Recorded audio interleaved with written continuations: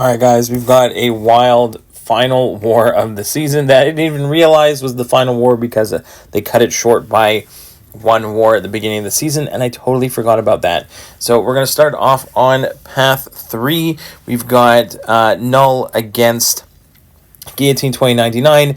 Nothing too crazy here, just have to make sure I keep removing the armor up with the Living Abyss. And I just end up doing that with a bunch of parry heavies, so I don't take any damage from the armor up, giving me power burn. So other than that, nothing too crazy on this first fight at all. As usual, I do 2 accounts in the same battle group, Path 1 and Path 3, and some minis, which we have a lot of this final war of the season. And we've got... I'm going to fast forward through the first few fights because there are a lot of fights we've seen before, like Vox here. We just saw in the previous war. The main thing with Vox here is that if you do a medium attack, that is when he is going to get an armor up. So if you... just get hit in the face, but it's okay. We're not going to take any damage from his degens because we're a global attacker. But really, you just want to do light attacks. If I do mediums, it's going to give him the armor up, and I don't really have anything to protect me against the potential power burn, so I just want to make sure I am limiting any armors that he has, even though I can remove them very quickly with the Living Abyss and the armor breaks and all that fun stuff. It's still a little bit of a slow one here because I just have to keep... I can't attack in after his special with a medium. That's what I'm trying to avoid. Only light attacks, heavies, and specials, but no mediums. Then you don't have to worry about the armor up. And there we go, down the first 2 fights on Path 3. Then we've done Null against Viv already this season. It's actually quite hilarious. I was a little worried to throw too many specials because I don't want any of my Living Abyss or armor breaks to fall off. So I just stick with like parry heavies pretty much the entire time because I actually have so many bleeds on me at the moment.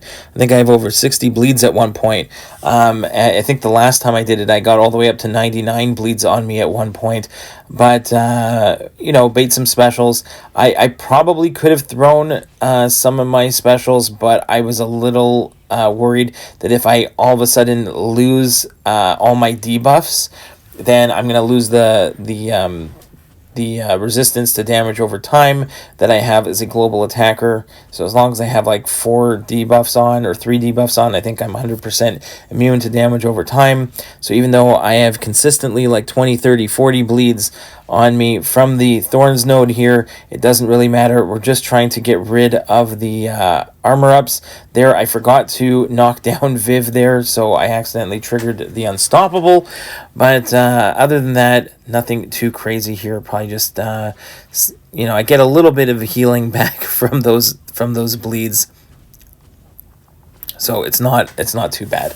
So again, I did speed up these first, the first 8 fights or so, or at least these first 4, I fast-forwarded a lot. All of them are fast-forwarded a little because we've got 13 fights, I believe. We got the 8 path fights. We got 4 full minis, and then most of the boss, or at least a good chunk of the final boss. And it turned out that the final 2 fights were the last 2 fights of the war, with the entire season on the line of whether or not we were actually going to be able to get Platinum 2 or get stuck in Platinum 3. So it all came down to my final 2 fights. If you want to fast forward to those, you can go ahead. We've got some crazy ones there at the end. Nail biters for sure. But for now, I'm just going through them. The next fight on Path 3 was Cassie Lang against Ebony Maw. No buffs, no problem. The only thing we have to deal with here is the falter. So as long as we keep knocking down Maw, we don't have to worry about the falter at all. And he has no armor up, no business with the node, like being here for this node at all. No armor ups, no shocks, no problem. We'd be shock immune anyway. So Cassie actually pretty good for this fight in general. But there, unfortunately, the full resist there, but that's fine. We get another full special 1. We counter another, we just keep countering sometimes a special 1 with heavies, get a striker into another heavy, and the fight is over. So that's all of path 3. Now we're going to go back and do path 1. We got Void, Serpent, and Viv. Void is going to get through the this regen thing. Now, again, I fought Thing a few times this season. If you get debuffs on Thing and you knock him down, you will apply a slow. Sometimes it's a little confusing for me because Void has one of his intimidating debuffs that looks like a slow, but it's not. So I just stick to counting to 15. So you can see here, I get him to 15 charges. He turtles up. I hit into the block, push him over 15 rock stacks, and then he throws the special one, and then I can attack in again. And I just focus on the counting on this part. I don't worry about, even though I think he gets that slow, but I still don't want to get stuck in a position where I push him around 13, 14 rock stacks, he throws a special, I lose the slow, and now I gotta, get him to turtle up and try and go from no bars of power to a bar of power without, that becomes very difficult. So here, we just play it normally, and Void absolutely destroys Thing. We've been doing it for years. Void against Thing, no problem there. This Werewolf by Night was actually going to caused me a little bit of concern here, but it wasn't that bad in the end. This is the Masochism node with Vigorous Assault, so he's going to be unblockable a lot of the fights, so we get a nice little intercept there. I'm going to go ahead and just try and hit into the block, get those withers on. He throws a heavy, which is nice, gave me an opportunity to attack in, and I do need to knock him down because of the global. But luckily, that whole special one, we don't trigger a dex. We're able to knock him down with the special one. He's melting from all the debuffs that we're putting on him. And we get so many debuffs that we're actually heal blocking him. We can't reverse his healing, but we can heal block him. He throws another special one. Even though we're close to the wall there, we get out of it with a full combo and a special one of our own to reapply the slow. Nice little intercept into a striker, full combo, special one. Everything was working out in our favor on this one. He throws a big special too, and it's over. So I was so happy to get out of that one with like full health. That was amazing. Next is a Adam Warlock on the Never Back Down regen. Now I probably could do it with Void, but I like this one with Viv, mainly because you don't want to take his hits on the block because it gives him those like unblockable charges, but if you phase through it, I find getting getting around it a lot easier. So what I end up doing is I bait a bunch of special ones, I can put on the passive heal block, I can get my big special 2 going, and before he throws, I think his special 2, he is not, has no immunities at all.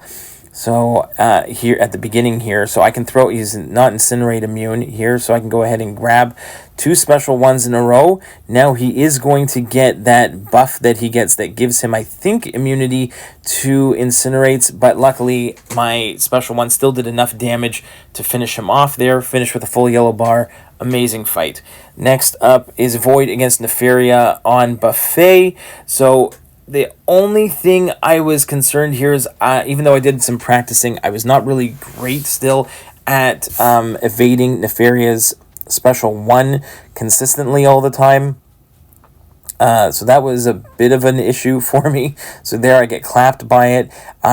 The thing that on this fight is that every time he gets a regen, he gets another, like a dormant charge, and if he gets 10 of them, he goes unblockable. So I don't really want to get hit with an unblockable special, so I am looking at that gray counter in the top right, just at the same time that I am trying to deal damage and bait some specials. So there, it's unblockable, and now he's unblockable. So I'm backing away, get a nice little intercept there, and now I can take the special on the block again. He's not unblockable, and the intimidating debuffs, even though I get hit in the face, it's just going to cost me some potions later. But that's fine. We get through it, and I think, I'm not even sure if we end up having to use him again. Yes, right here. We have to use him again. Against Deathless Thanos on Node 38. We did this one earlier this season. It is not for the faint of heart.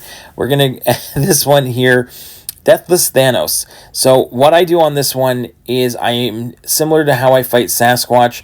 I am baiting special ones and I am throwing very few hits, maybe 1 or 2 hits after a parry, and trying make sure that I can push him to special 2 if I have to a few times, but I don't want to knock him down. That's the key bit, because this is the one where if you knock him down, he goes debuff immune. You do get there's a protection on that. Knocking him down removes the protection, gives you a fury, so you'll hit harder if you knock him down, but my goal here is to let the intimidating debuffs melt him and not knock him down at all. I think the last time I got stuck in the corner, I used the special 3 for the spacing. There, unfortunately, my invulnerability boost already got 2 hits right there. So I'm kind of getting stuck here in the corner.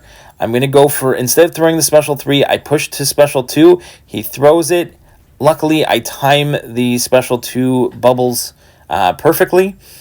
And we're able to continue. We get a striker, and I back away, let him throw some more special ones. He gains so much power, and luckily he's nice enough to keep throwing those specials and letting the intimidating debuffs just pile on and melt him. I think we've already basically got to Fear the Void. We're on to our second round of intimidating debuffs. First round took off the whole 50%, and now hopefully the second round is going to take off the remaining 50%.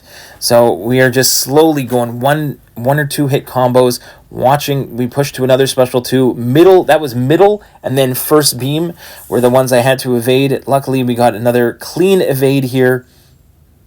And this was already near the end of the war, with very few fights left for both teams. And there he does trigger an unstoppable, so I am going to pause for a second. I see it happened again. I got the parry off, and I'm holding on to that special 3 in case I need it. And right here at the end, we don't even throw it. It was just in case. Next up, we have an arcade on Hazard Shift, Shock Bleed, Conflictor, Crumbling Armor.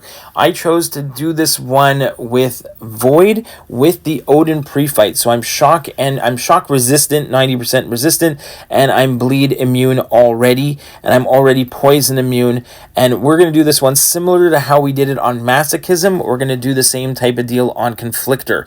So I'm going to phase and heavy to keep his tokens to a minimum, and then bait the special 1, then again phase heavy again, just wait till I have enough solar charges, and I'll just remove his token. When he has no tokens or less than 2 tokens, I can drop a special 2, get some decent damage. Unfortunately though, then I lose my my ability to phase there, so luckily I was able to parry and get off another heavy. I can go back into my phase heavy here, back to my phase heavy. I'm going to have lots of solar charges now till the end of the fight, because of once I threw that special 2, I got a bunch of solar charges. I don't know if I really need to throw that special again, because that kind of messed me up a little bit here, because now I need to go for a regular parry in order, and I went for a heal block ender just so that I knew I could phase. So now I'm going to go ahead and I'm going to throw a heavy, remove some tokens, bait a special 1. I'm going to phase again. Phase again for a heavy. Remove some more tokens. Get him down to 2. Phase again. Drop him down to 1. Phase again. Get him to 0. And at this point, I think I end up dropping a special 3. There we go. Trying to finish it off.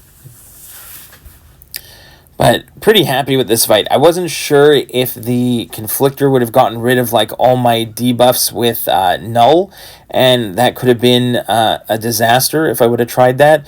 But here, unfortunately, we're kind of getting stuck here, but we get the phase going again. Phase heavy, and one more bait of a special 1.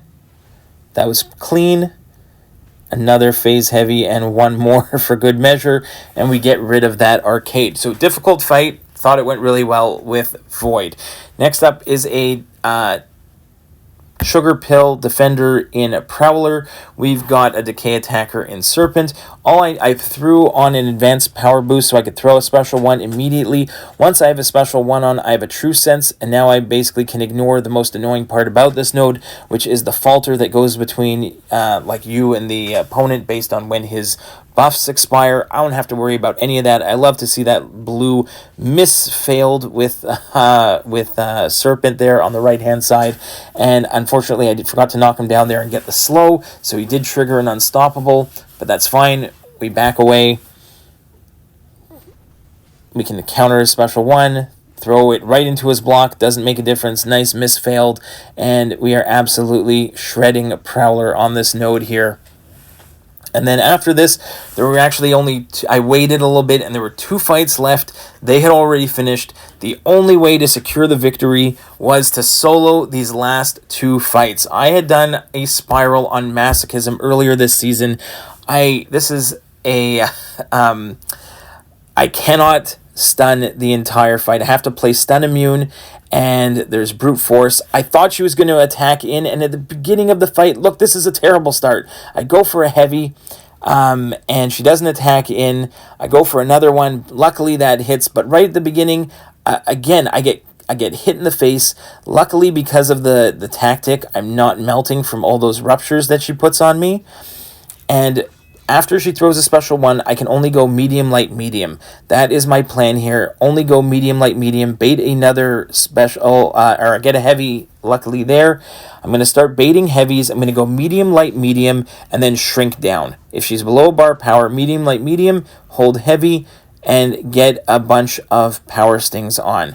Okay, that is my whole goal. Bait the special one, medium, light, medium, because your second light attack is going to stun you. I can get